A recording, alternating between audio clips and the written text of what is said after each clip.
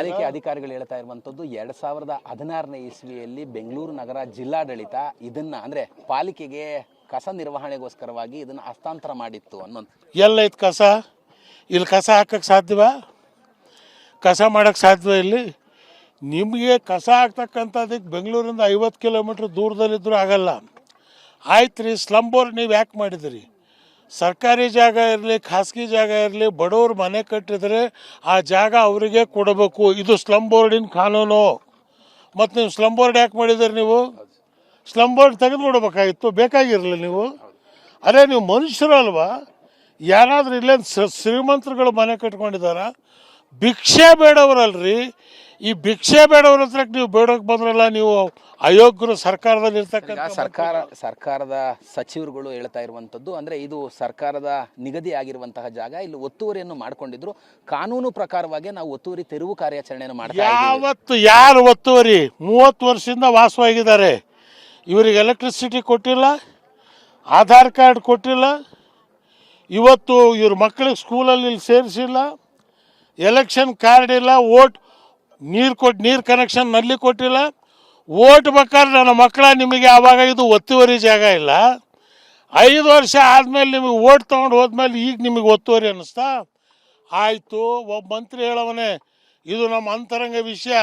ಅಲ್ಲಿ ಯೋಗಿ ಆದಿತ್ಯನಾಥ್ ಮನೆ ಹೊಡೆದಾಗ ನನ್ನ ಮಕ್ಕಳ ನೀವಿಲ್ಲಿ ಸ್ಟೇಟ್ಮೆಂಟ್ ಕೊಟ್ರಿ ಆದಿನಾಥ ಬುಲ್ಡೇಜರ್ ಅಂತ. ರಾಹುಲ್ ಗಾಂಧಿ ಇದಕ್ಕೆ ಉತ್ತರ ಕೊಡಬೇಕು. ಇವತ್ತು ಇದನ್ನು ನೀವು ಕೂಡಲೇ ಸಾಯಂಕಾಲದೊಳಗೆ ಸರ್ಕಾರದವ್ರು ಬಂದು, ನಾನು ಮಾರ್ಚಂದ್ರ ಮುನಿಯಪ್ಪನವರು, ನಾವೆಲ್ಲರೂ ದಲಿತರು, ಮುಸ್ಲಿಮ್ಸು, ಹಿಂದುಳಿದವರೆಲ್ಲ ಒಂದಾಗಿ ಬಂದಿದ್ದೀವಿ. ಇಲ್ಲಿ ಬರದೇ ಇದ್ದರೆ ನಾಡ್ದ್ರಿಂದ ನಾವು ಇಲ್ಲಿ ಚಳವಳಿ ಶುರು ಮಾಡ್ತೀವಿ. ಇಲ್ಲಿ ಯಾರಾದರೂ ಬಂದು ಮುಟ್ಟಿದರೆ ನಮ್ಮ ಹೆಣ ಫಸ್ಟ್ ಹೋಗ್ಬೇಕಾಗತ್ತೆ ಇಲ್ಲಿಂದ. ಈಗಾಗಲೇ ಕೇರಳದ ಮುಖ್ಯಮಂತ್ರಿಗಳು ಕೂಡ ಬುಲ್ಡೋಜರ್ ಸರ್ಕಾರ ಅಂದ್ರೆ ಸಂಘ ಪರಿವಾರದ ರೀತಿಯಲ್ಲಿ ಕಾಂಗ್ರೆಸ್ ಸರ್ಕಾರ ನಡ್ಕೊಳ್ತಿದೆ ಅನ್ನುವಂಥ ಒಂದು ಟ್ವೀಟ್ ಅನ್ನು ಕೂಡ ಮಾಡಿರುವಂಥದ್ದು. ಎಂಥ ನಾಚಿಗೆ! ಕೇರಳ ಮುಖ್ಯಮಂತ್ರಿ ಜ್ಞಾನೋದಯವಾಗಿದೆ ಇವತ್ತು. ನಮ್ಮ ಮುಖ್ಯಮಂತ್ರಿ ಸಿದ್ದರಾಮಯ್ಯನವರೇ, ನೀವು ಬಂದ್ರೇನ್ರಿ? ನಿಮಗೆ ಗೊತ್ತಿಲ್ಲ ಇಲ್ಲಿ 300 ಜನ ಬಡವರು ಸತ್ತಿದ್ದಾರೆ ಅಂತ?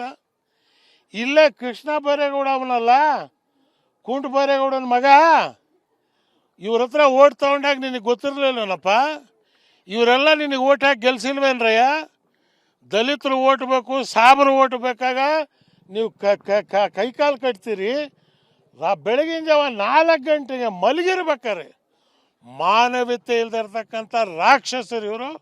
ಆದ್ದರಿಂದ ಇವತ್ತು ನಾವೆಲ್ಲ ಬಂದು ಹೇಳಿ ಹೋಗ್ತಾ ಇದ್ದೀವಿ, ನೀವೇನಾದರೂ ಮತ್ತೆ ಪುನಃ ಇಲ್ಲಿ ಹೊಡೆಯಕ್ಕೆ ಬಂದ್ರಿ ಅಂತ ಹೇಳಿದ್ರೆ ಇಡೀ ರಾಜ್ಯ ತುಂಬ ಬೆಂಕಿ ಹತ್ತೋಕತ್ತೆ. ಸರ್, ಈಗ ನಿನ್ನೆ ಅಷ್ಟೇ ಕೇರಳದ ಸಂಸದರ ನಿಯೋಗ ಭೇಟಿ ಕೊಟ್ಟಿತ್ತು. ಇವತ್ತು ಶಾಸಕರು ಮತ್ತೆ ಮಾಜಿ ಸಚಿವರು ಕೂಡ ಈಗಾಗಲೇ ಭೇಟಿಯನ್ನು ಕೊಟ್ಟಿರುವಂಥದ್ದು.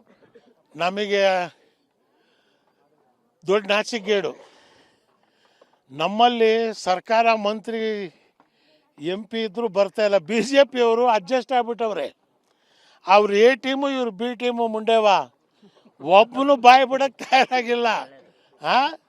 ಎಲ್ಲ ಇವ್ರು ರಾಘವೇಂದ್ರ ಎಲ್ಲಾದರೂ ಒಂದೇನಾದರೂ ಆಯಿತು ಅಂತಂತ ಹೇಳಿದ್ರೆ ಓಹೋ ಅಂತ ಹೊಡೆಯೋರು ನೀವು. 300 ಮನೆ ಹೊಡೆದಾಗ ನೀವು ಸರ್ಕಾರ ಜೊತೆಗೆ ಸೇರಿಸ್ಕೊಂಡ್ರ? ನಿಮ್ಗೇನಾದರೂ ಕಮಿಷನ್ ಕೊಟ್ಟವನ ಸಿದ್ದರಾಮಯ್ಯ? ಮಾತಾಡಬೇಡ್ರಿ ನೀವು ಅಂತೇಳಿ ಅಂತ.